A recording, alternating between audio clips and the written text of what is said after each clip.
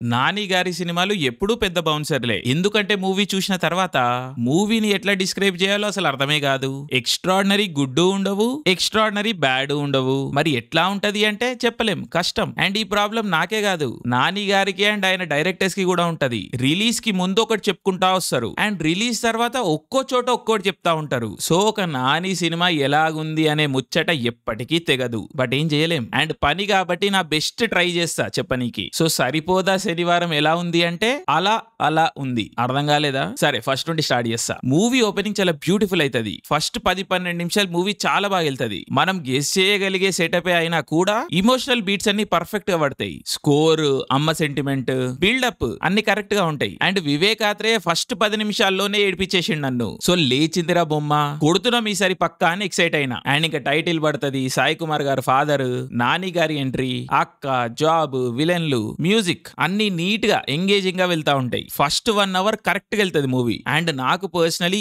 ఈ మూవీలో నాని గారు చాలా బాగా చేసి అనిపించింది. ఎస్పెషల్లీ ఫస్ట్ యాక్ట్ లో. మామూలుగా ఆయన చాలా లైవ్లీగా ఉంటారు కదా, కానీ సరిపోదాలో మాత్రం ఒక లెవెల్ ఆఫ్ రిజర్వ్నెస్ మెయింటైన్ చేస్తారు. ఒక స్టెడీనెస్ ఉంటది క్యారెక్టర్ లో, బట్ ఆల్సో చాలా కాన్ఫిడెంట్ గా ఉంటారు. సటిల్ హింట్స్ ఇస్తా ఉంటారు అండ్ ప్రతిదీ తెలిసి ఫుల్ కంట్రోల్ లోనే చేస్తా ఉంటారు. ఆ పాజెస్ అవన్నీ కూడా కరెక్ట్ గా పడతాయి. మస్తు మజా వచ్చింది నాని గారి పర్ఫార్మెన్స్ స్టడీ చేస్తా ఉంటే, అగైన్ ఎస్పెషల్లీ ఫస్ట్ హాఫ్ లో. బట్ ఎస్, కథలో ఇంకా ప్రియాంక అరుల్ మోహన్ వస్తారు, ఎస్జే సూర్య వస్తారు, సోకులపాలెం, భయం ఇదంతా అయితా ఉంటది. అండ్ ఎస్జే సూర్య గారి character, back story and setup కూడా బాగుంటాయి. సో హీరోయిన్ తోని సీన్స్ కొంచెం బ్లాండ్ గా అనిపించినా కూడా ఇంటర్వెల్ కి కరెక్ట్ గా సెట్ అయి ఉంటది మూవీ.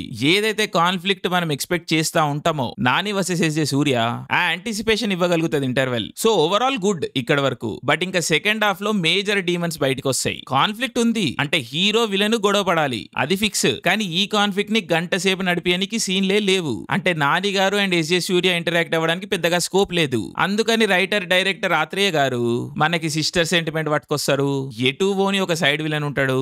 ఎస్జే సూర్య, మురళీ శర్మ డ్రామా ఉంటది. లైక్ ఎటో పోతా ఉంటది స్టోరీ. అండ్ ఈ సీక్వెన్సెస్ అన్ని చాలా బేసిక్ గా ముందు మనం చూసిన విధంగానే ఉంటాయి. అండ్ ఎమోషనల్ గా కూడా హిట్ అవ్వవు, జస్ట్ అట్లా పోతా ఉంటాయి. జేక్స్ బిజాయ్ మ్యూజిక్ తో ఏదో లేపనికి చూస్తా ఉంటాడు, కానీ కష్టం. దానికి తోడు సాంగ్స్ కూడా పెద్దగా లేవు అండ్ ఉన్నవి కూడా పెద్దగా ఇంపాక్ట్ ఏమీ క్రియేట్ చేయవు. సో సెకండ్ హాఫ్ లో ఒక 30-40 మినిట్స్ జస్ట్ అట్లుంటాయి అంతే. అండ్ చాలా డిస్కనెక్ట్ చేస్తుంది మూవీతోని. అండ్ ఇంకా ప్రీ క్లైమాక్స్ అండ్ క్లైమాక్స్ కి అరైవ్ అయిన విధానం చాలా చైల్డిష్ గానే ఉంటది. బట్ ఎండింగ్ హై ఇస్తే ఇవన్నీ మర్చిపోతాం, కానీ ఎండింగ్ కూడా ఓకే గానే ఉంటది. అరవనికే వచ్చిర్రు ఆడియన్స్ అంతా. అండ్ అరుపులు స్టార్ట్ కూడా చేస్తాము, కానీ అవి సస్టైన్ అవ్వవు, మిడిల్ డ్రాప్ అయిపోవాల్సి వస్తుంది. సో ఫైనల్ గా ఎటు ఎక్స్ప్లెయిన్ చేయలేని విధంగా ఒక అయోమయంలోనే బయటకు వస్తాము. అండ్ ఇంకా అదర్ టెక్నికల్ విషయాలకు వస్తే ప్రొడక్షన్ డిజైన్ బాగుంది, కానీ కొన్ని చోట్ల అర్థం కాదు. కొంచెం పాత వస్తువులన్నీ కనిపిస్తా ఉంటాయి. అంటే ఒక విధంగా అది ఇంట్రెస్టింగ్ చాయిసే. సో ఓవరాల్ గుడ్ అని చెప్పాలి. కెమెరా వర్క్ కూడా ఓవరాల్ డీసెంట్ గా ఉంది. అండ్ మిగిలిన యాక్టర్స్ గురించి మాట్లాడాలి అంటే ఎస్జే సూర్య గారు ఆఫ్ కోర్స్ బాగా చేసిర్రు, కానీ మనం ఎక్స్పెక్ట్ చేసిన రైటింగ్ పడలేదు ఆయనకి,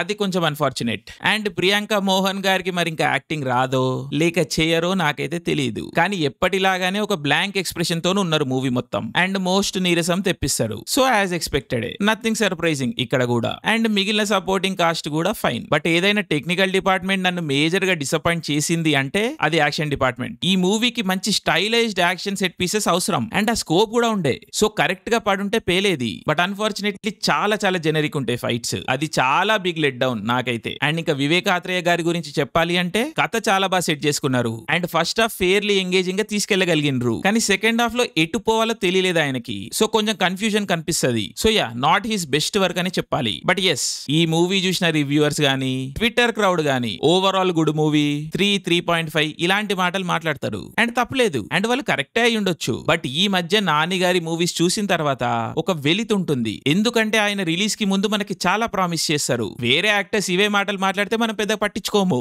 ఆ ఏదో చెప్తా ఉంటారని వదిలేస్తాము. కానీ నాని గారు చెప్తే మాత్రం నమ్మబుద్దేస్తుంది. ఎందుకంటే he has earned it and he deserves ఆ ట్రస్ట్. కానీ ఈ మధ్య మాత్రం ఒక కంప్లీట్ ప్రోడక్ట్ ని డెలివర్ చేయలేకపోతున్నారు. దానికి బడ్జెట్ రీజనా, ఎక్స్పెక్టేషన్స్ రీజనా నాకు తెలియదు. కాన్సెప్ట్, పోస్టర్స్ చూపించినప్పుడు ఉన్న ఎక్సైట్మెంట్ మూవీ చూసిన తర్వాత క్యారీ అయితే లేదు. మరి అది ఎగ్జిక్యూషన్ ఇష్యూవా, ఏది అయితే అది అయింది అని ఫుల్ కన్విక్షన్ తోని వెళ్లాల్సిన అవసరం ఉన్నదా?